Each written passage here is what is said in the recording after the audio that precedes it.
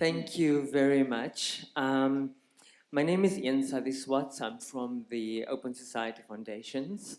More specifically, I am in Johannesburg, so the Open Society Initiative for Southern Africa. And I'm really very honored to be chairing what is our first panel that's going to delve slightly deeper into what has been happening all morning, sort of illuminating the setting, looking at it a little bit closer. Now, I think it is very important, just by just looking at our panel, that we recognize that the organizations and the people working in this particular domain come in many shapes and sizes. Douglas, when I look at you, I see a council of churches, a very official organ of the church, right? But maybe I'm wrong, but that is what I see. You can correct me. Jane, when I look at you, I see a organization which is not an LGBT organization, but an organization that has felt as a Christian organization that it needs to tackle the issue because it can no longer be left unsaid. And so you come to the table as a straight ally, as a friend of the community, and you are able to access religious leaders because you are a Christian organization. When I look at you, Ecclesia, I see I am, and you are a bit of a hybrid because not only are you all ordained, but you're also part of the LGBTI community. And so you have a leg in each of these communities that where we're trying to build bridges. And Stevie, you are a whole constellation all by yourself. And so what I'm going to start with, if it's okay. So what I'm going to start with very briefly is ask each of these people to very briefly introduce their organization and tell us in 2-3 sentences what are the key things that you are doing in addressing, in the kind of work that you're doing that brought you to this gathering. And Ecclesia, if you don't mind, can I start with you? Okay, sure. Thank you, Ian. Inclusive and Affirming Ministries, what do? We work for full inclusion on the religious level for LGBTI people, not only to be members, but to partake fully on all levels of a church community, from leadership right down to membership, and to be able to participate in that emotionally, psychologically, spiritually. We do this, and our approach is encapsulated in our theory of change, which is demonstrated in a wheel that actually gives you the impression of movement, that it's not a place where you stay, there's constant movement. It's a constant movement of raising awareness, which creates, the different activities that we do in order to do that.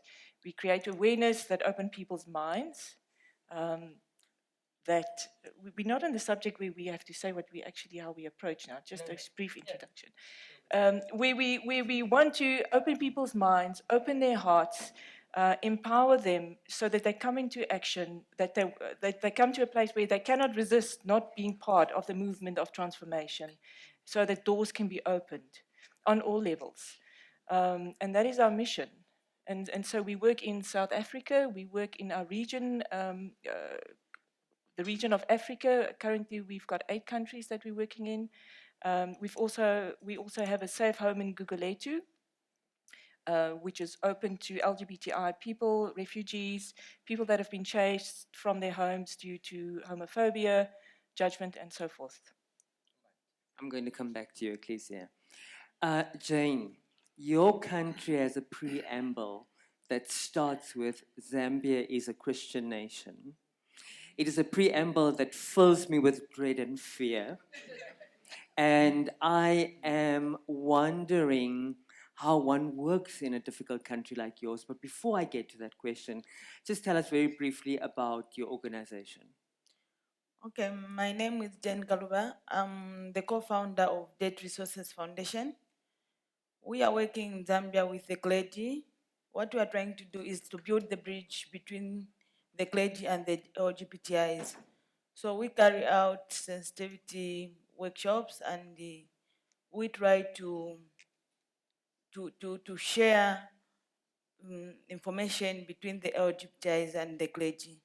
What we are trying to do in Zambia is, Zambia is a Christian nation, as he has put it, and now we are building a temple just to make sure that we affirm to Christianity. And a lot is going on in Zambia in terms of how we want Zambia to be seen as a regional hub of Christianity. So, Debt Resources Foundation, of course, we are working in a very difficult environment. It's a risk environment, but our work is going on, and we want to capitalize on the beauty of Zambia being a peaceful country, and Zambia being an acceptance country.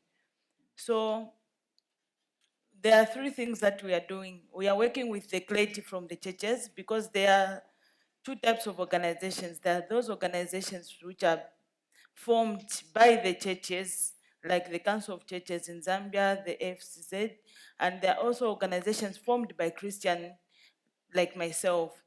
So it is easy to work with organizations like ours. I like to work with organizations like the Council of Churches in Zambia in terms of LGBTIs, because they are taking this as a very narrow issue. It's not like it's very important to us at the moment, because there are all these other issues that we need to look at. So at the moment, we have trained about 200 religious leaders who have information on LGBTIs, who have met the LGBTIs, and talking about what is working. It has been like, We'll come back to what is working. okay, We have a few more minutes. okay. Stevie, can you believe when you and I started in 2009 that we would sit at a gathering like this? So I want to out Steve here as a former employee of the Open Society Foundations, not all innocent. And when we started in 2009, there was absolutely nothing. Nothing. There wasn't a single LGBT grant going out. There wasn't a single grant for sex workers going out. And when we started the conversation around engaging the church, many felt, and some still do, and this is where the churches don't always understand our internal struggle as an LGBTI movement. Many of the people in our movement felt, why are you engaging the church? All that the church have done so far is hurt us. Why don't we, as an LGBTI movement, push for the separation of powers? We get the church and the state to be something separate, and then we focus on the state, because ultimately that's where our rescue is going to come from. And we were actually two of the people who pushed back, that said, no, our African identities is not that. We want the church included in our conversation. And so, I mean, look where we are today. So I've hijacked 2 minutes of your time, but I needed to give that context. Stevie, tell us about your organization, what you do, and what brings you to this panel. Okay, no, thank you so much. My name is Steve Litsike Mapaseka, and I think it's also a good timing because it's still the Paseka fever, and because I was born during this time. Paseka is a Christian name, for a lot of people that, we just came from the Easter holidays. And that's when I celebrated my birthday as well. But I work with an organization called Access Chapter 2. Chapter 2, which is derived from the Constitution of South Africa, which is the Bill of Rights. And the ethos really of this is to ensure that the rights as enshrined in the Constitution are a lived reality, particularly for the LGBTI people and women in diversity, and of course the men of course, but the primary focus is to make these rights a lived reality. So human rights, which is the core business of the organization, to really address the issues around health, the issues around safety, gender-based violence, and that's the core business of the work. And I'm going to ask you about how the church affects exactly that: access to health, safety, security, gender based violence.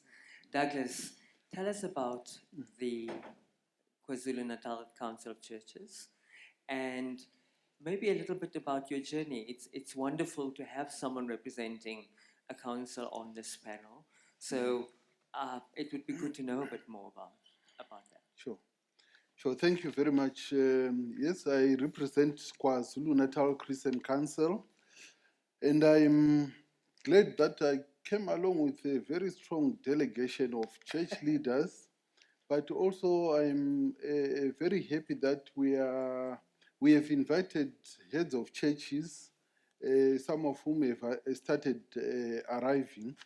We have Bishop Dlamini, who is right at the back there, head of the Methodist Church, Natal West District. I think will be joined later by Bishop Tsietsi from the Anglican Church and others. So I think it's quite significantly important that we have church leaders and heads of churches joining us in this dialogue. KwaZulu Natal Christian Council is a provincial council of churches. It's affiliated to South African Council of Churches. So it's a provincial branch of South African Council of Churches. We cover the entire province of KwaZulu Natal, working on social interventions, HIV and AIDS issues, issues around healing of memories and reconciliation, issues around land issues, sexuality has become one of the major issues that we are working on. Now, as you would realize, the Council of Churches is a very unique entity. It's a unique entity that comprises of different churches. In our case, we have 48 different churches that are paid up members.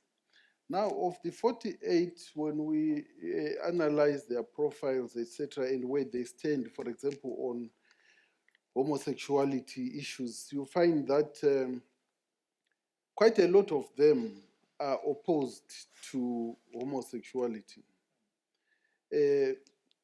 Many are in support.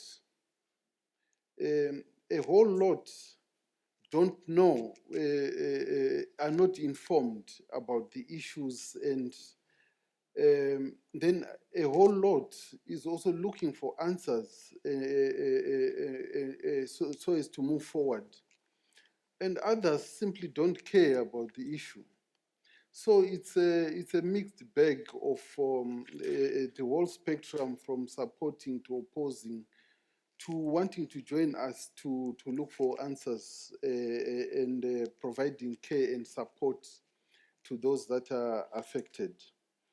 That is the Council of Churches, so it's unique in that way. So our role as a Council of Churches is more of an administrative center to hold the center together of all these groups with diverse positions on this issue, to create safe spaces for dialogue and reflections on sexuality issues, so that together we find a way forward. It's not an easy job to hold the center and to keep everyone together in unity. But that's what we do, really, to create that space for dialogue, for looking for answers together. It's not only on homosexuality issues, it's also on issues like the death sentence, for example, issues around abortion, issues around euthanasia, etc. Those are issues that divide the church, and where there is continued dialogue and search for answers, and there is no one voice about the issue of homosexuality. So it's a continued hard work to bring churches together to reflect and dialogue, particularly looking at the fact that the church is a center for liberation. It's a place for protection. It's a place to give people hope. It's a place for giving people care. It's a place for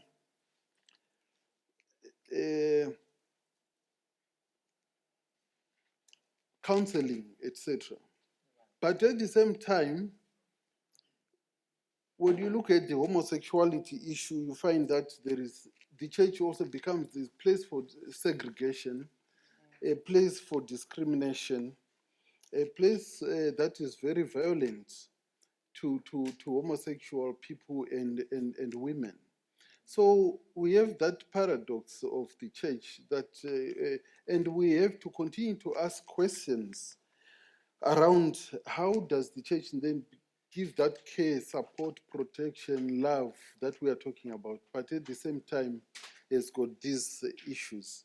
I'm going to come back to that very question, Douglas, because if you look at what the LGBT community is asking from the church, you've summed it up so beautifully. We need the church to be that place of protection, that place of support, that place that we can go to feel safe.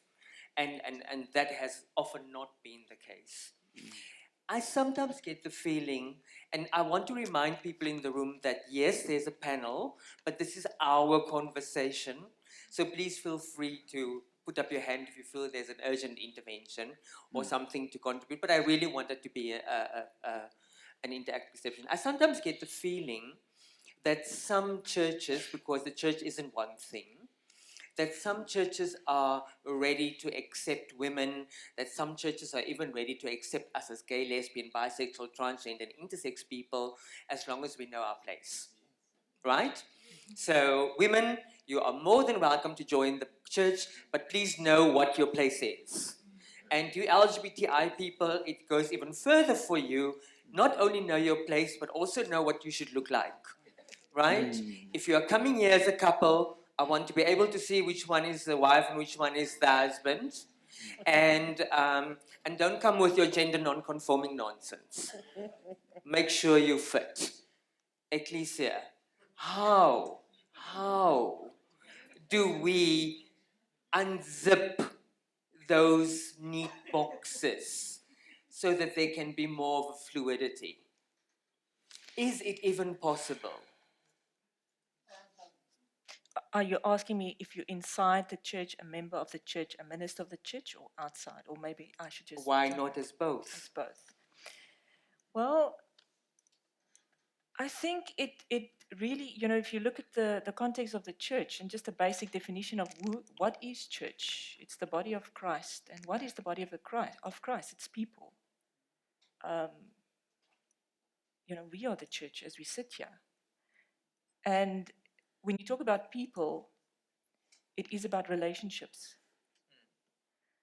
For me, and for I Am's work, Inclusive and Affirming Ministries work, there's always relationship before function.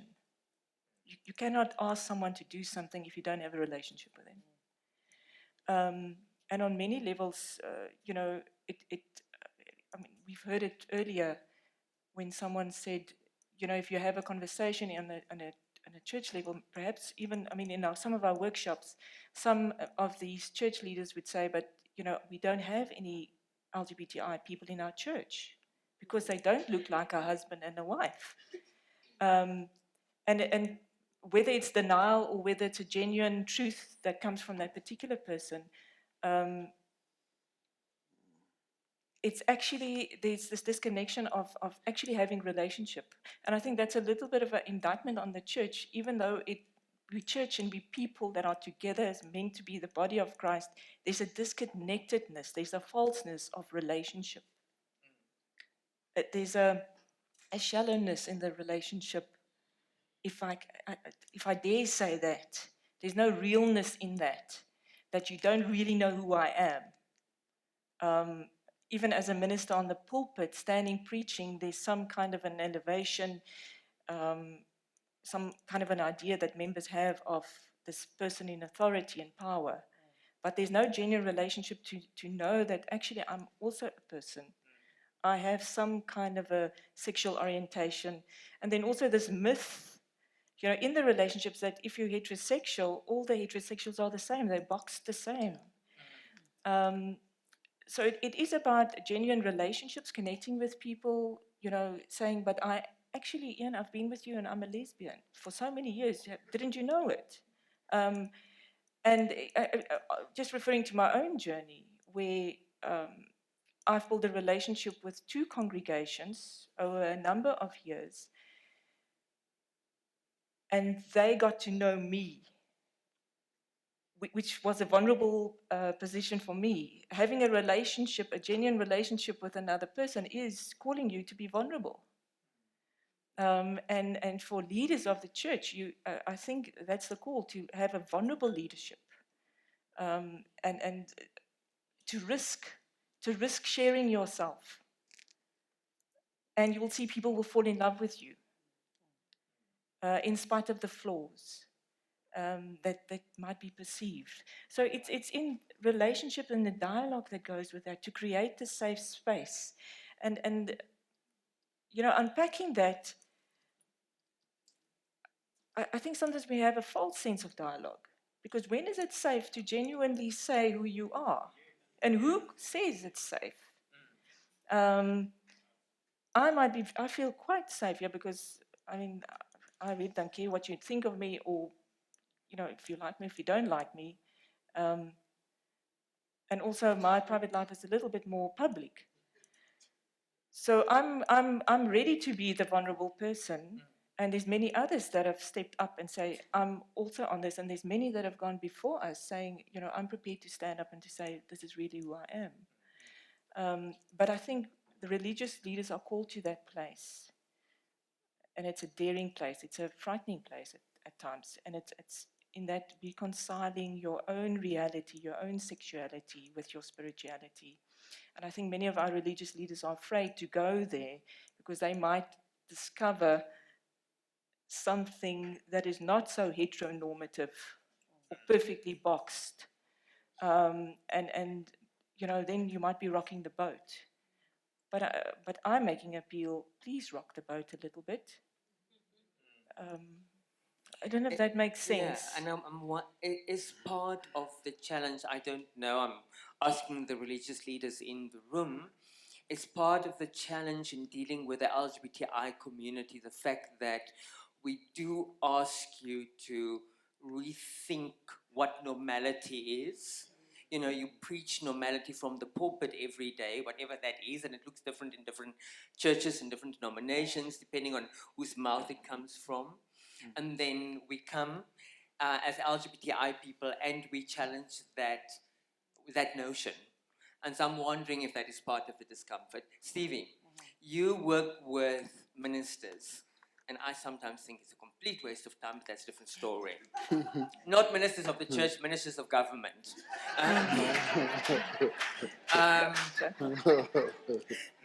Although I do work with ministers of the church. So this is what I want to ask you. So I'm going to talk about your work with the ministers of the church. You were talking about access to health. You were talking about security, about safety. South Africa is still one of the unsafest places for LGBTI people to be in, despite the brilliant laws that we have here. What does your engagement look like? What is working right now? What makes religious leaders respond to the call that you have? Yeah, I think, you know, there are a couple of things. There's a shared language, you know, in the human rights field and also in the faith environment. Respect, promotion, protection, you know, fulfillment, and whichever way it's interpreted. It's shared language. And the reason I'm saying this, it's when you interpret respect in a human rights context, we're talking about universality of human rights, the rights to freedoms. And Whereas in a different space, it could be interpreted somehow. But in a faith environment, you're also talking about respect for humanity, respect of moral values, and others can interpret moral values as something else as well. But I think, for a number of years and probably also over a decade, of my life, I've lived to accept that we don't understand things in the same way. And somehow, we have to accept that when we do this work, we have to start somewhere and we have to interrogate our level of understanding, right? So we do quite a lot of trainings, sensitization trainings. And sensitization trainings in a way that, it helps those who are not understanding the issues, LGBTI issues, but also those who are ignorant of the existence of LGBTI people. Because, we can't say that, we all don't understand. There are others who are ignorant, there are others who are really also saying, oh no, I don't even want to be in that space. And I think it starts there. It starts by these conversations. What level of conversations do we have, even in our communities? And sometimes also, it's not only with the leaders of faith sector or the churches. It's also about the congregation, just ordinary members of the churches, So really, these conversations, we deem them very important. And I want to share, I was sharing a story with Reverend Kumalo and Reverend Desmond yesterday, and we were talking about one of the training that I did in Tonga. Tonga, which is the far end of Mpumalanga, close to Mozambique. It's 60 k's to Mozambique. Now, as we're doing a training, we have a component around talking about religion, talking about culture. So this young man who says, but when we talk about homosexuality, I want us now to also talk about religion. And I said, let's talk about religion. What about it? And I'm of the view that every time I engage, I would also stick to principles rather than some of the text, because I would interpret it the way they don't see it.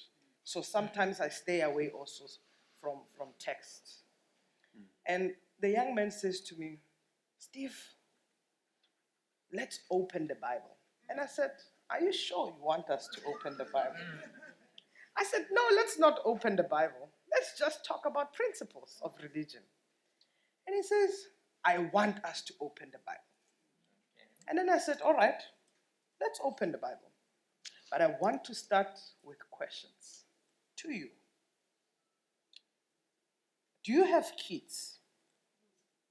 And he says, of course I can produce. I'm a man. Okay. I said, that's great. Are you married? No. Let's close that Bible quickly, because now you're talking about me. So I think sometimes when the will change and it's facing you, it's easy to say, let's not talk about it. But when we talk about others, it's very easy to judge and point. And I think this is why it's important that dialogues happen, trainings happen, we sensitize each other so that we can understand what humanity is, what human rights is. But ultimately, what we always say is that, even when you speak about principles, the principles are the same. It's about love. It's about non-judgment. It's really about taking care of one another. And I think what we do in our work in the field of engaging, churches, engaging ministers in the faith sector, it's really about reminding, one another. There will be things that we learn as the LGBTI community, and it's about shared space and exchange of understanding the environment that we create safe for one another. And that relates to human rights ultimately. And Douglas, I'm going to come back to you with that question that leading from Stevie's intervention there. Jane, You train and you train and you train. You go out, you talk to religious leaders, they listen to you. And at what point do religious leaders say, I now know enough to take on this issue myself? Does that happen? The experience we have in Zambia is that a lot of individual clergy, they have information on LGBTIs. And they've attended a number of workshops, a number of trainings before we came on board. But the challenge which they have is how do they come out? You know, they can keep on training, like what you're saying, they can keep on coming to workshops, but they don't like feel like going further to go further in the how do they now move from, how do they like take the information they have to the other side, you know?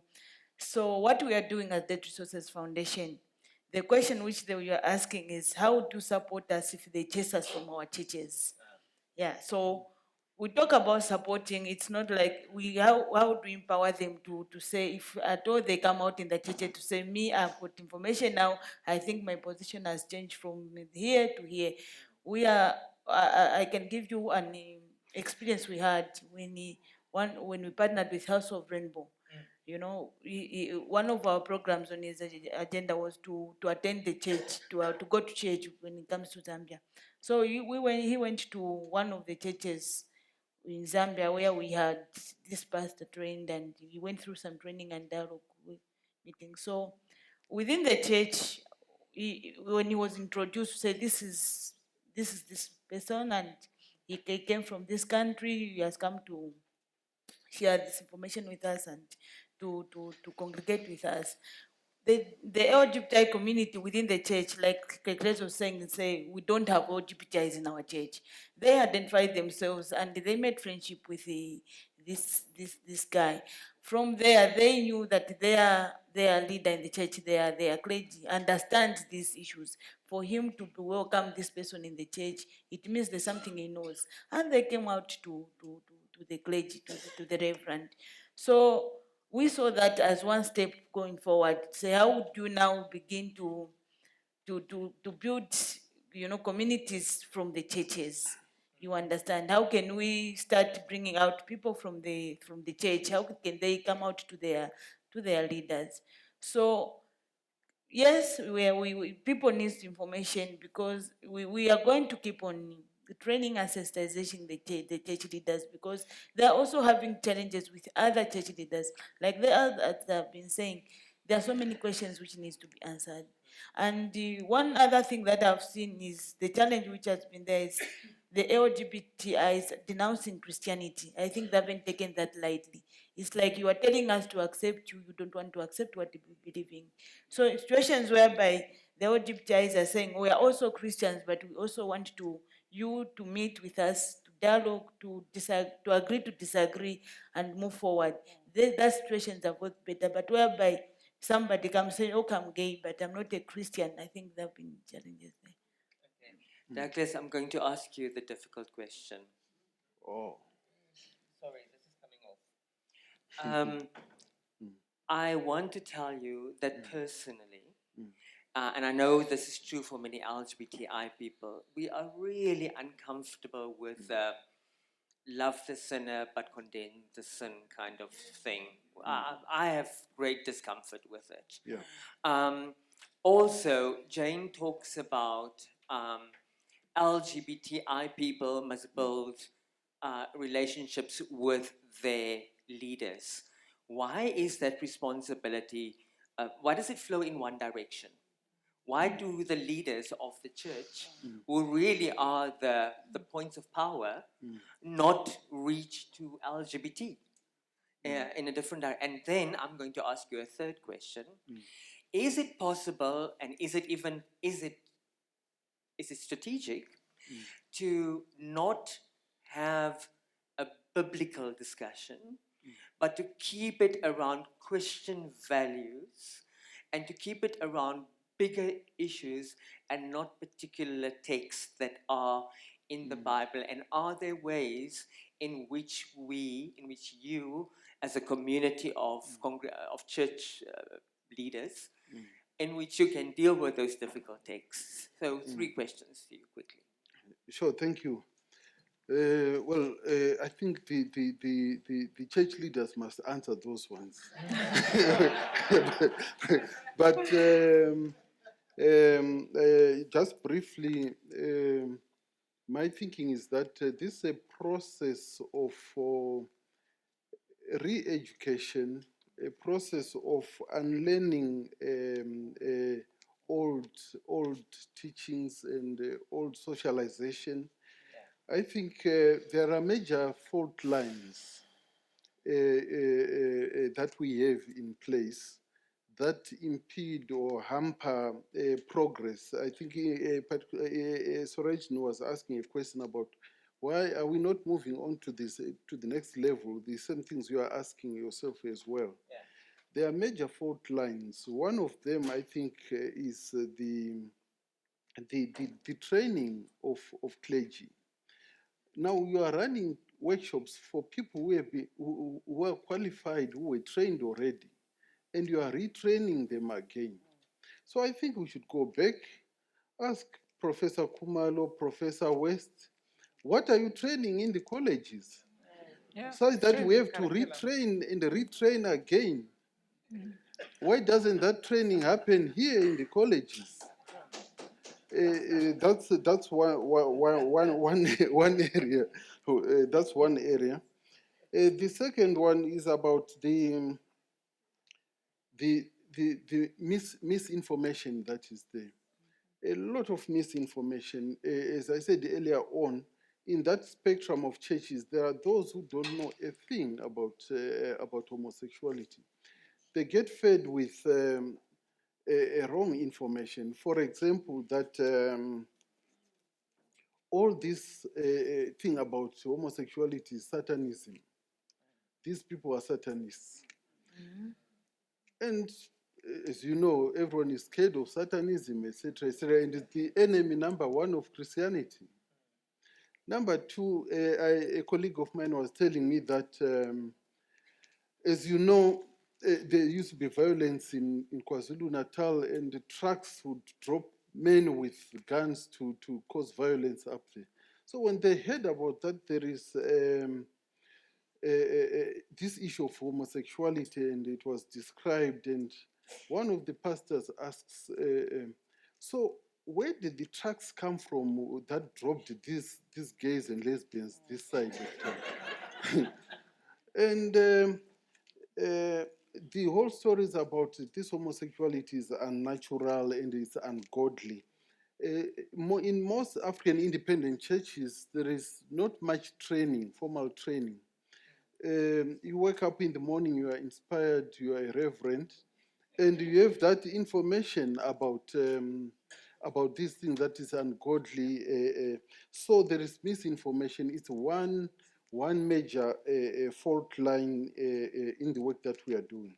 Secondly, the misinterpretation of the Bible and the whole issue of selective interpretation or misinterpretation of the biblical texts. It's a problem. There is a great emphasis on Sodom and Gomorrah. You talk about homosexuality, references Sodom and Gomorrah, and the lessons that were learned in Sodom and Gomorrah. We need to work on that area. How to training colleges, how to training institutions, and all of us work on theological reflections and contextual reading of the Bible and proper interpretation of the texts, rather than taking at face value the Sodom and Gomorrah issue and say homosexuality is condemned on that basis. The third area, fault line area, is the issue of language. The language that is used in the church, in the public community. The names that are given to gays and lesbians are all highly derogatory. And if you want to offend a person, you call them stubborn, or you call them you are a homo, then they will be very offended. In Zimbabwe, we call them ngochana. So the language that is used, we need to work on the language issues. What language is politically correct? What language is appropriate? What language is positive, so that people see and understand these issues in a different light? Because of all these issues or fault lines, we have misaction. Most or many church leaders will then say what you are saying, that no, it's not that we don't love them. We love them, they are God's people, but we don't love what they are doing. They go to the extent of saying that now, these gays and lesbians, we are not saying we don't want them. They should come to church so that we pray for them, so that they can see the light of God. It's all misaction. The extreme cases are where they then say, please bring them so that we can exorcise the demons. So it's another fault line emanating from all these other fault lines I mentioned. Yeah. So the last question when we wrap up is that I'm going to ask people from their experiences, because all of these people are very experienced, what are the lessons that they want us to take forward that we need to keep in mind in doing this work. But before we do that last wrap-up question, I want to 2, 3, maybe 4, depending on how short it is, questions, comments from the group here. Neville, is it okay if I start with you? I'll go then to Virginia and then to Sharon.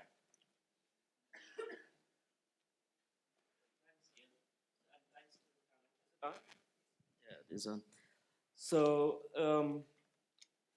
three things. The one is there's also representatives of the Botswana Council of Churches here, including a vice president of the Council of Churches.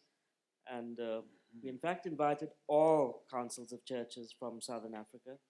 And there was strong interest from Zambia and Botswana, of course.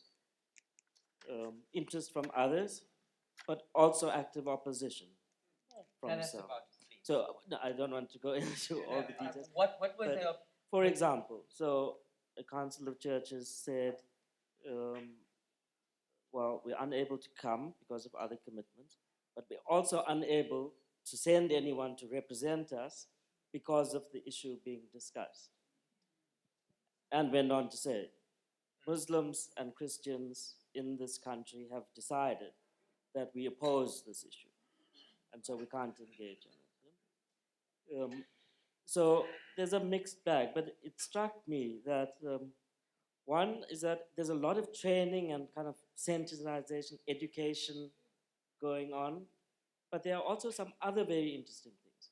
There's social dialogue work being done by many groups, including the KwaZulu Council of Churches, at a level that I think has great depth and substance and is charting a new way of addressing these issues. There's some engagement from a legal angle. There's some theological reflection that is new and refreshing. But the broad question for me, so a lot of that still centers on individual sexual rights. That's the framing. It's about individual sexual rights. And I wonder, where does this come from? Because that's not our historical tradition in Southern Africa. Certainly not the historical tradition that speaks to churches. We come from a tradition of struggle, of aspiring to freedom, of a strong commitment to social justice. But when we start talking about the human rights of gay and lesbian people, we shift into another. Yeah. So I want to ask the panel, where does that come from? And should we not be looking much more at framing this dialogue in social justice terms, because that's, for me, that's the real character of who we are as Southern Africans collectively. That's a really good question. Virginia? Okay. Okay. I'll come to you.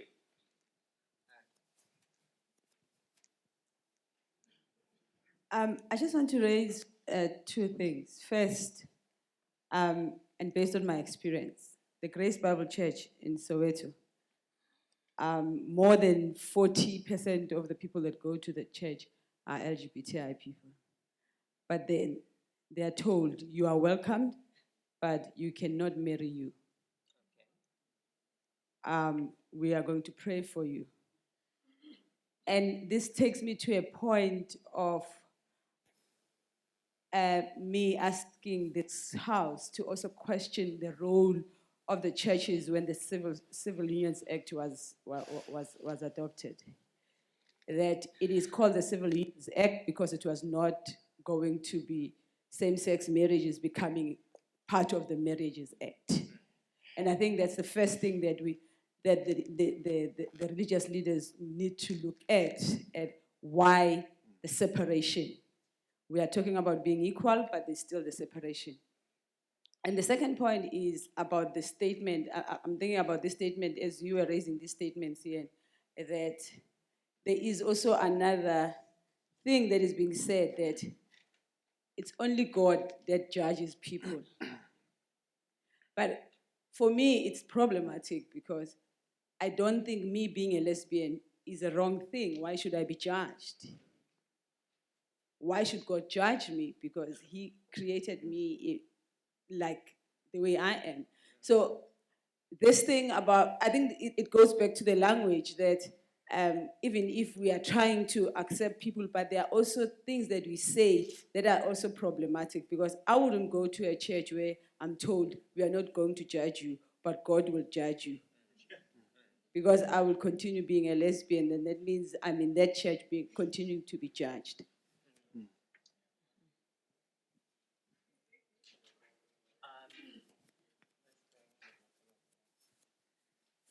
Thank you so much. I'm Sharon Cox. More considerations for the panel when we're talking about our responses in the faith sector, because my experience over many years that whatever platform you're speaking, the LGBT sector, the faith sector, you could be speaking about the life cycle of a fly, and you would be met with religious intolerance. And I'm just thinking in Mr. Masiwa's earlier, he was talking about the conservative religious right media and their use of social platforms and things like that. But we've been having these conversations for many years. This isn't something new. We've been doing this over many years. I would say it's very unfortunate because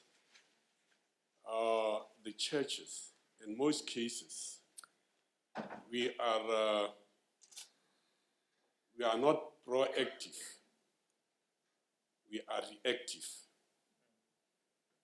We just read the Bible for centuries and leaving some important issues that we could have emphasized in our preachings.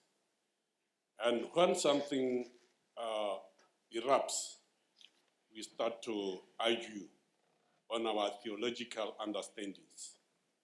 If we look back, when HIV and AIDS came in, people were perished while we were still arguing on our theological differences of understanding, which is when the condoms was introduced.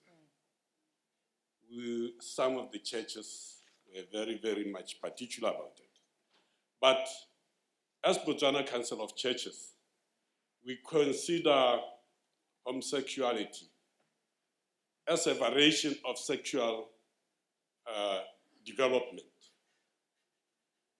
And that's why we had a lot of seminars and sessions on human sexuality, including LGBTI. And to take action more than that, or step more than that, last year we had our conference, and we invited the LGBTI community to come and tell us who they are and what are their aspirations. Because we were all along having workshops and seminars to tell our church leaders about this issue of LGBTI.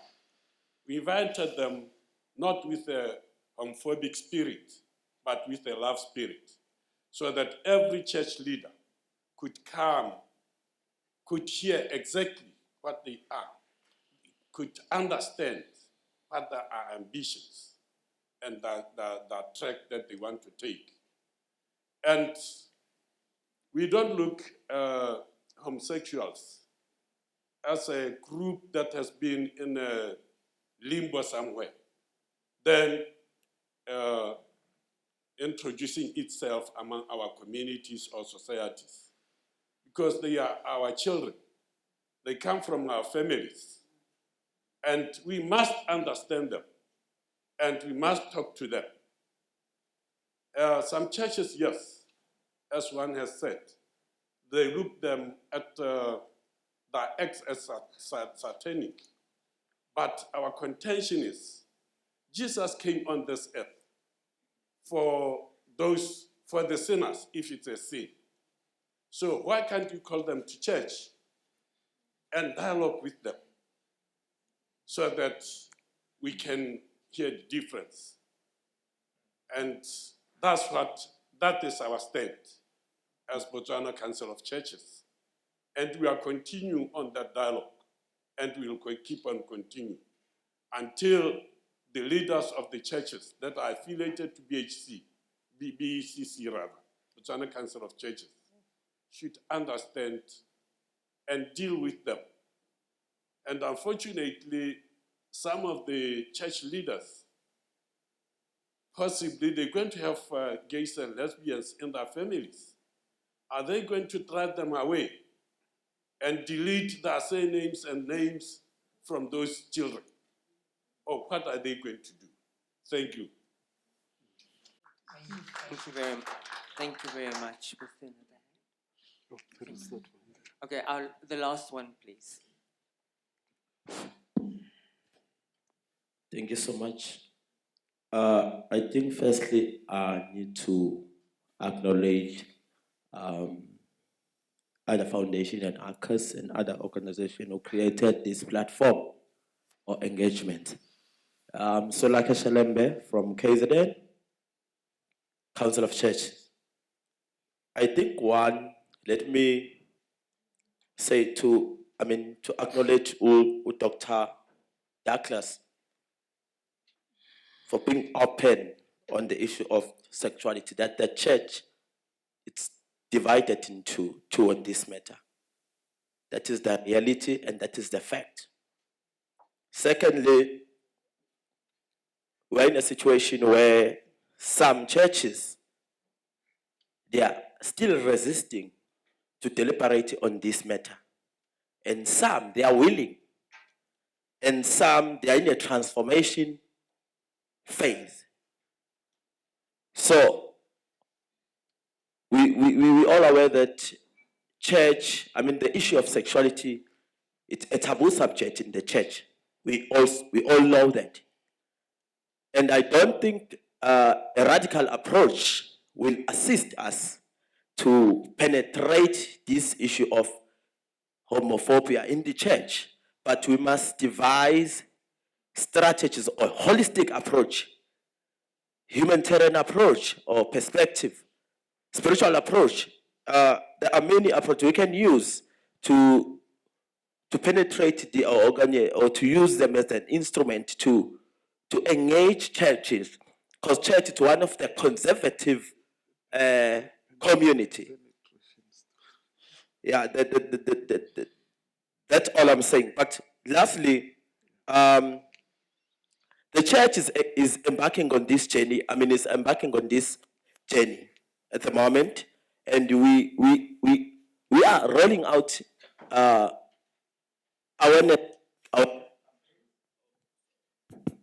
We are rolling out awareness campaigns, dialogues, creating a space for engagement, and ensuring that both victims and perpetrators are in one room and sharing their experiences. I think it's one of a serious move of the Council of Churches. We cannot deny that it's not easy, but we're in a journey, we're in a process. Thank you. Thank you very much. I was actually hoping, and I'm hoping in the next session you'll tell us more about the strategies that we need to really move this forward. Because the truth is, people, we have been dialoguing for a while and engaging for a while. And everything that we're talking about, we have been doing for a while. Is there a point where we can expect our communities of faith to take that next step? And somehow I am missing that one thing that's going to push us over the edge to get us to that next step. We need to wrap this up. We can't be late this afternoon because the inaugural lecture is really important for us. Stevie never asked a really important question. The fiber of who we are as Southern Africans, even as Eastern Africans, is different. And we often don't talk about rights of the individual as such, although we understand it, but we talk about community. Why? How is there a way of framing what we need as a community differently so that people are able to understand what we're asking better? Yeah, no, thank you for that. I think it's very important before we start to frame, we have to understand what the core issue is, the root cause. And it's also quite right to say, ultimately here it's about sexual identity of individuals. And we have to confront the issues because also churches are a space that also controls the sexual identity of individuals. And if you don't act this way, you're out. And that's the majority of space, of space and conversations that are happening. So before we even frame that, we have to really confront the root cause, and it's about unpacking all these issues and really say, are we creating a movement of faith that is going to continue to control and challenge the freedoms of individuals, of identity, and of ownership of people's lives? Or are we creating a movement of joy, of celebration, of space, of praise? So those things need to be unpacked. And I agree with you, Neville, as well, that,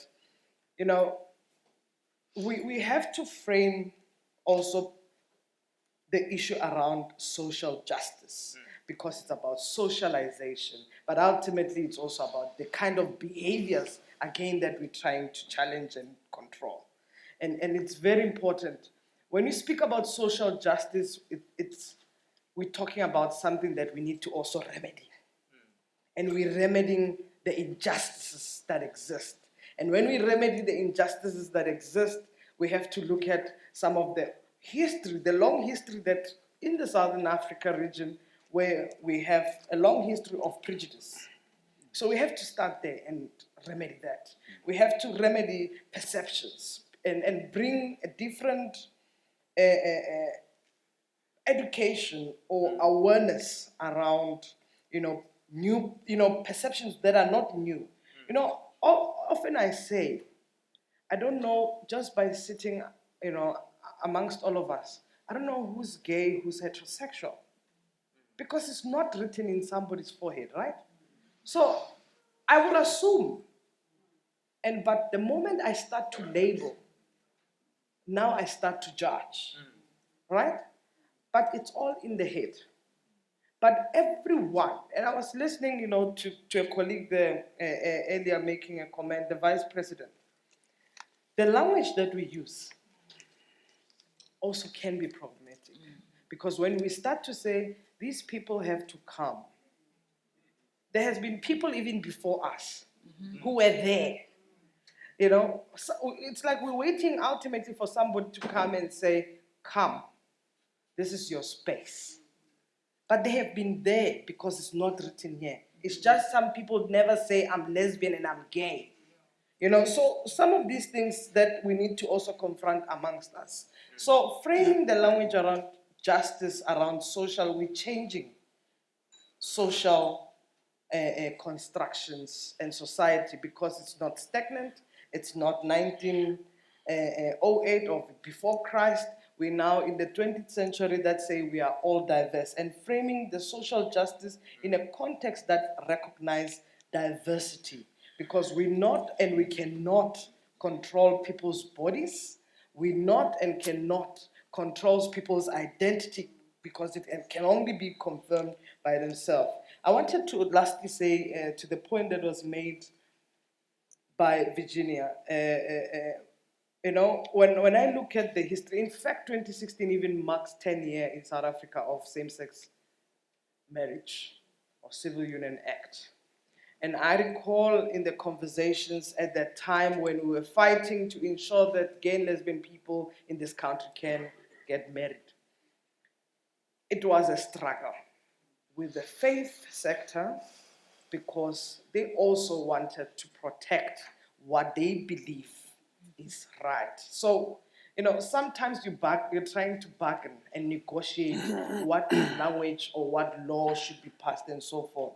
And I think also, you know, we're looking at the Civil Union Act and we realized also now that also the act itself is also problematic because there are certain sections in the act that still promotes discrimination, that still promotes hate, and that needs to be changed. So sometimes when you look at the human rights language, we have to see where we bargain, and then 10 years or 5 years later, it can change for the better.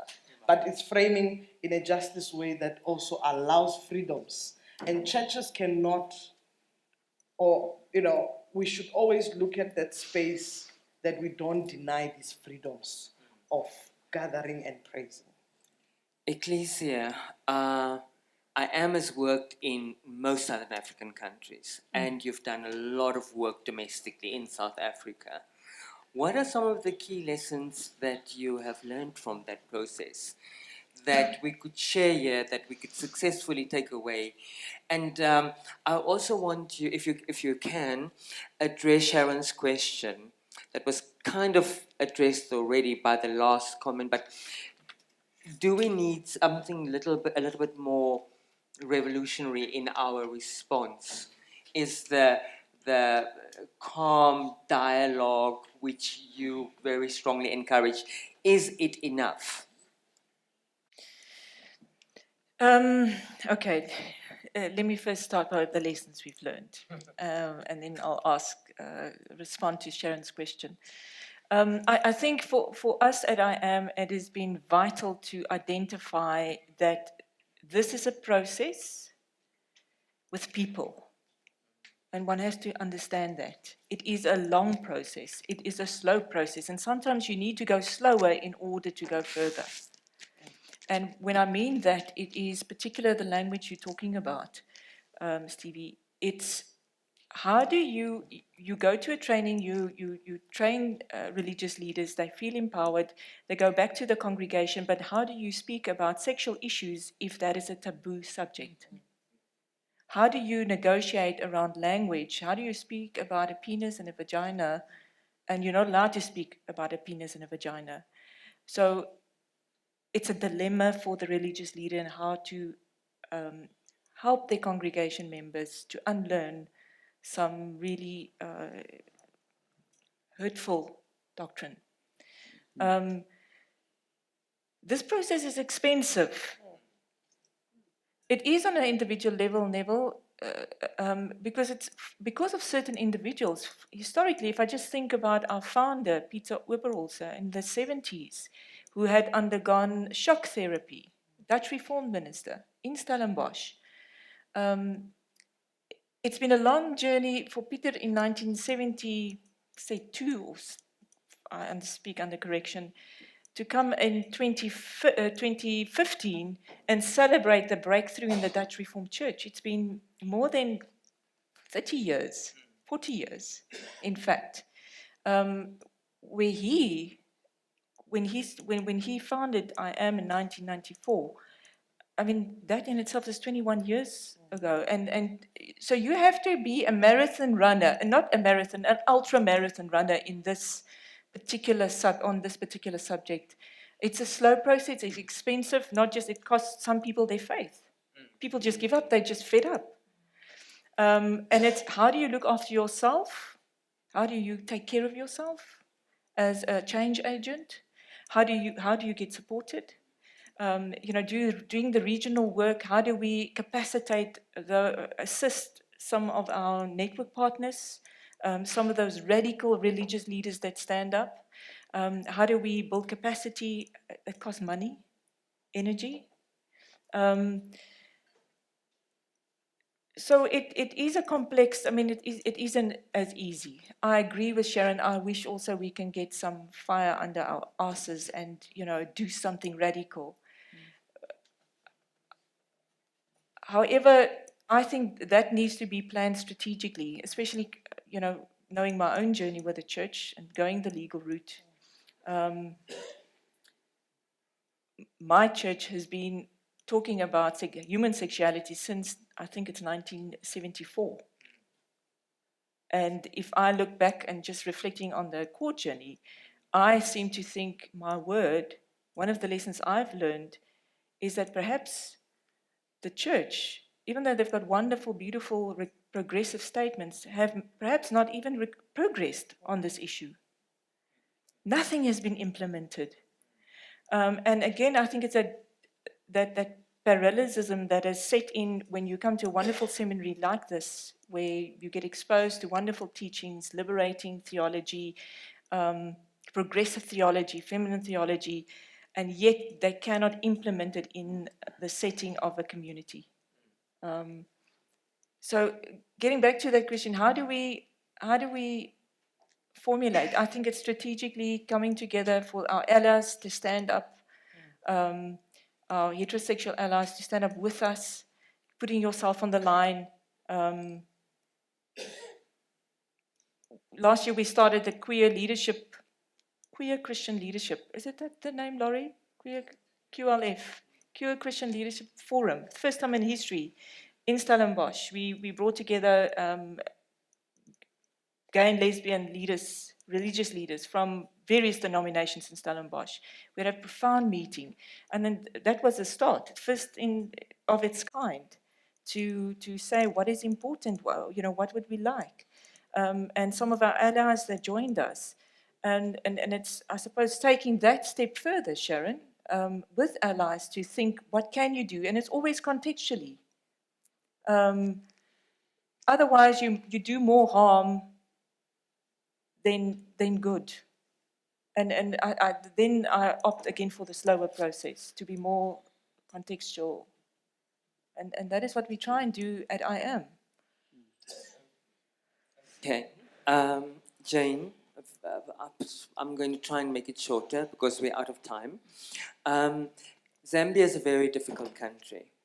What to you would be a sign that you are being successful? That you are making progress? What are those signs that you are looking for?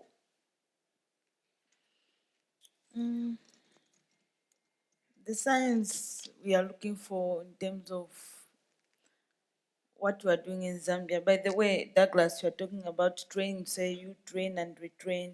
What we are doing at the moment is identifying people from the clergy who are enlightened, and we consolidate, we bring them together in order to consolidate their voices so that we can use this platform for advocacy. Because Zambia being a democratic nation, the voice is coming only from one angle, which is speaking against the gays. People are promoting hate speeches, people who are speaking against the gays are allowed to write anything they can write in the media. But if you speak for, you are not allowed. It's like your voice is going to be stopped almost immediately. So we want to bring together these voices from the church and maybe use these voices to develop an advocacy program. Already we have started doing that, and I hope, like what he's saying, what do you want to see tomorrow?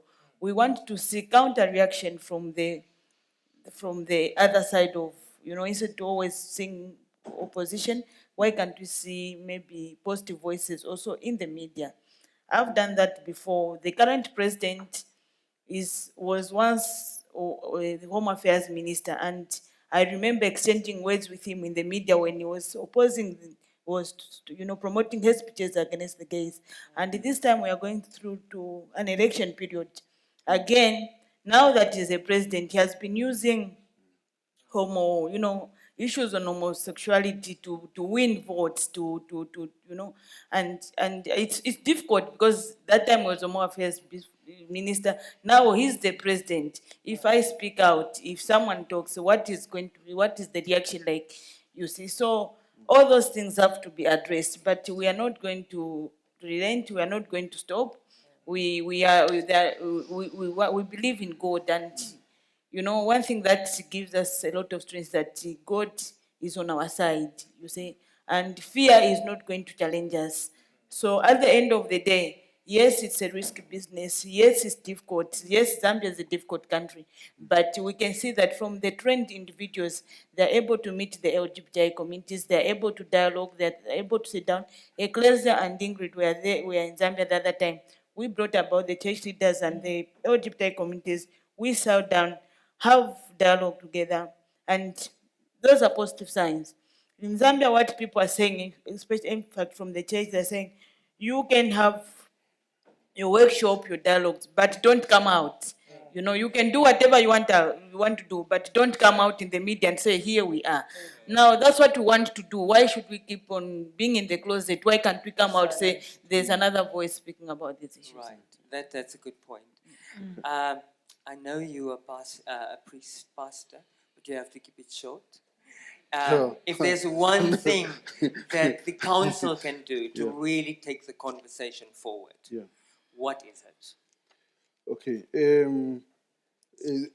So when I was saying training, it was not in a negative way, but I was just emphasizing that I think the people we are training in the communities, they've already been trained in universities, theological seminaries, and etc. So I believe that the training and the message should start there at the initial training when they are trained as pastors. And what we then do in the communities with them is to support what they would have learned and what they would be trying to advocate for change in their own churches. Then secondly, I fully agree with Neville that we should frame this work in terms of social justice, freedom, constitutional rights, etc. Why aren't you? But then the sector that we are working with, it's a sector that uses a different language altogether. So we need to learn to, number one, I think we should not be antagonistic in our approach and in our strategy.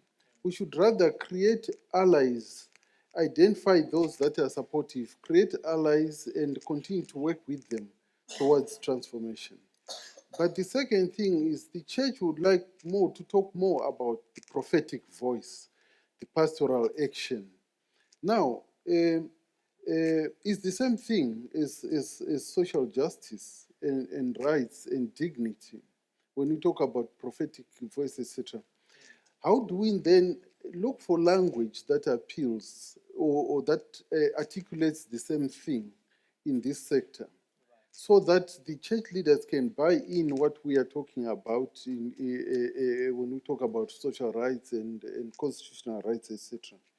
And that approach takes us to a new understanding that Steve is talking about. It takes us to re-education and new approach towards that takes us towards transforming the church. There is no shortcut. The dialogues have to continue. The advocacy has to continue. The better ways of interpreting the texts and a better proper understanding has to continue. So it's a marathon. It will take us a long way. So in the next session, we're going to ask what is working and what needs to work differently. I want to just, in wrapping up the session, get Max and I into serious trouble. Because Sue always asks us, what are you trying to achieve? Where is this work going? And we always talk about building the critical mass, even Neville knows this, right? We've been building the critical mass. But when I go around, I see a critical mass.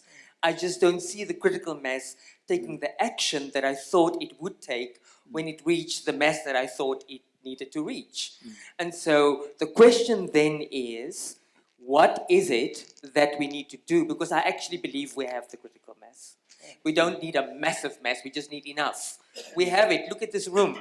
So what is it that we need to do to get that critical mass, to take those next few steps that can break through what feels like a real big barrier to me right now? And so I'm really looking forward to our next session. Thank you to the panelists, and thank you for all your contributions.